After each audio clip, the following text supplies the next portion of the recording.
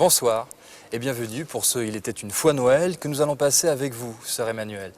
Alors, avant pour nous, équipe du Jour du Seigneur, d'évoquer ce qui est un Noël important, un anniversaire, celui de la première messe télévisée qui fut la messe de minuit ici à Notre-Dame en 48, je voudrais que vous nous racontiez ce qui fut votre ou l'un de vos plus beaux Noël. Je crois que c'était 2 ans après votre arrivée au Caire avec... Ah oui, ça c'était quelque chose d'absolument extraordinaire.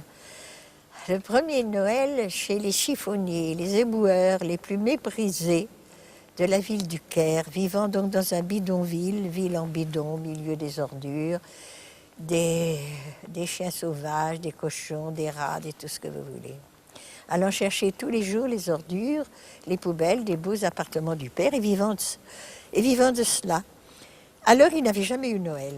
Jamais, jamais, jamais. J'ai été trouver leur patriarche, Chelouda, un très très saint homme, et je lui ai demandé un prêtre pour Noël. Ils avaient bien le droit, eux aussi, tout de même, d'avoir une messe de Noël. Alors, il nous l'a accordé. Alors, c'était quelque chose d'incroyable. Ah, mon Dieu, on était là, dans l'ordure, excusez-moi, c'était ça, c'est pas tout environné d'ordures, de cochons qui grognaient, d'ânes qui étaient occupés à braire, des rats qui lui passaient dessus. Enfin, le décor, c'était une cabane en vieux bidon troué, n'est-ce pas? Et au milieu de ça, ces hommes, ces femmes, ah, c'était Noël, c'était formidable. On avait des petites bougies à la main. Eh bien, je vous assure, ces femmes, souvent esclaves battues, n'ayant pas d'âge, ayant des bébés tous les 10 mois, il a fallu se battre, enfin, c'est un autre problème. Et voilà que c'était Noël. Elles étaient jeunes, elles étaient belles, on chantait, on pleurait, après on s'est embrassés. Et voilà que le vieux moine de nous dire, et vraiment, j'étais bien d'accord avec lui, si Jésus devait revenir au monde, il reviendrait là, dans la misère, dans la pauvreté, mais dans l'amour. Car dans un bidonville, il y a une fraternité, une solidarité qui appelle Dieu. Dieu est vivant dans un bidonville. Alors, sœur Emmanuelle, savoir regarder pour justement discerner le visible de ce que l'on croyait invisible, c'est ça le secret de Noël. Mais bien sûr, et c'est ça que je vous disais, dans ce malheureux bidonville, l'invisible était là, les anges chantaient. On ne peut pas expliquer comment on ressent tout à coup la présence presque, je ne sais pas, on va toucher Dieu, parce qu'on touche Dieu à travers l'homme, naturellement. À travers l'homme et les plus pauvres, là où d'ailleurs Dieu a choisi de naître. Ben justement, ça c'est le mystère de Noël. Dans la mesure où nous aussi, nous essayons d'avoir un cœur de pauvre.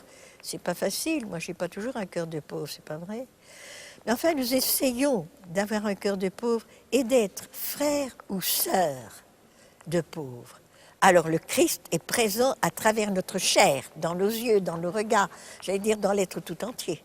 Et Dieu qui vous a peut-être permis, pour reprendre l'expression d'un sage musulman, mais que vous aimez avoir en tête au moment de Noël, a percé le cœur des hommes pour y trouver le soleil qui est à eux. Ah, que de soleil j'ai trouvé dans les 5 continents, à travers tous les hommes, les plus pauvres, les plus misérables, les plus riches, partout. Il suffit de fendre et tout à coup, le soleil de Dieu qui est présent dans le cœur de tout homme apparaît.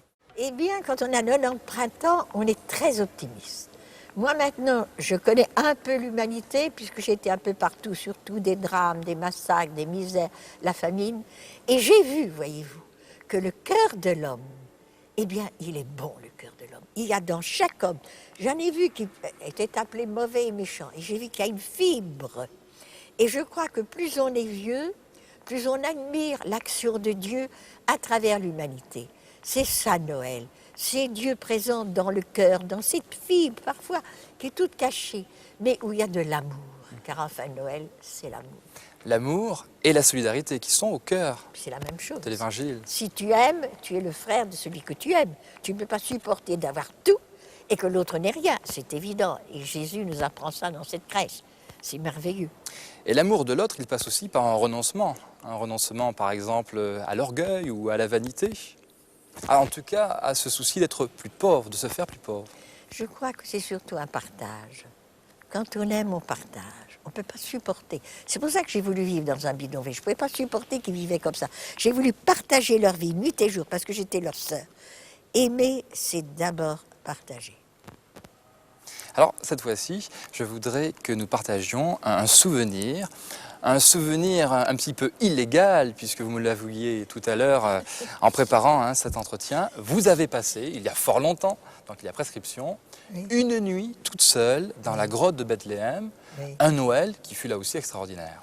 Voilà, moi, j'étais à Jérusalem, j'étais à Bethléem, et je me suis dit, je veux passer la nuit dans la grotte. Mais je savais que c'était défendu. Je me suis arrangée, il y avait une cérémonie, j'y ai assisté, et tout le monde est parti. Moi, j'ai essayé de me cacher.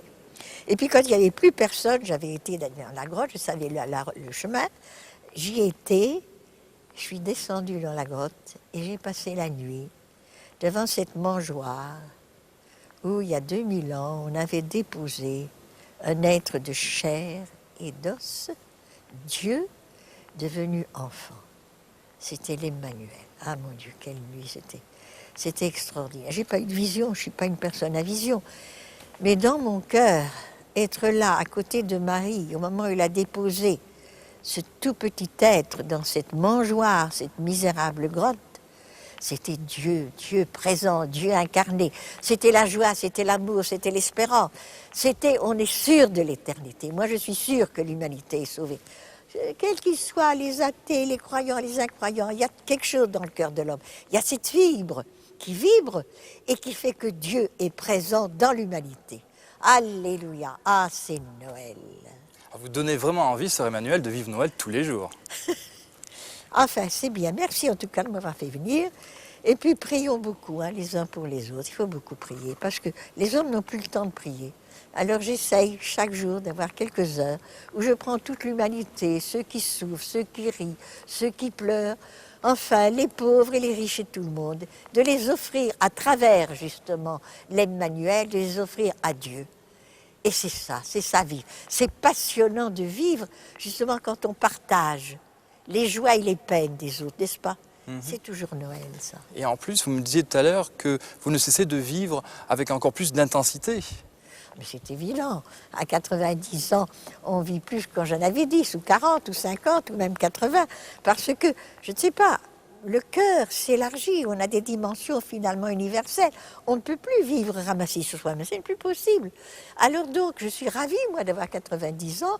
Je ne crois pas que j'arrive jusqu'à 100 ans, ça m'est égal. Je suis prête à faire le bon pour courir dans les bras de Dieu, dans les bras du bien-aimé, qui est Jésus, c'est mon bien-aimé.